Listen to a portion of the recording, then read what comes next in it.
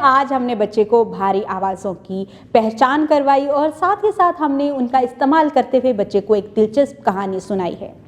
जब बच्चों को कहानी सुनाना आप शुरू करें तो बच्चों से कहें कि वो सफ़े पे बनी हुई तस्वीर को गौर से देखें और आपकी कहानी को सुनें।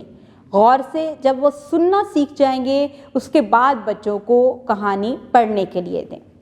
इसके बाद बच्चों से छोटे छोटे सवालात पूछें ताकि बच्चों की हम फहम का जायज़ा ले सकें। इसके साथ ही बच्चों ने क्लास में जो सरगर्मियां सर अंजाम देनी हैं उसके मुतालिक आपने वजाहत के साथ बच्चों की रहनुमाई करनी है ताकि बच्चे बेहतर तरीके से उन सरगर्मियों को सर अंजाम दे सकें। स्ट्रीम इंटरनेशनल की वर्कबुक से बच्चों को होमवर्क दें और बच्चों से कहें कि उन्होंने आज जो भी अल्फाज सीखे हैं उनको रोज़मर्रा ज़िंदगी में हम कहाँ कहाँ इस्तेमाल कर सकते हैं और करना भी सिखाएं। इस तरह से बच्चे बेहतर तरीके से ज़ुबान साजी सीख सकें।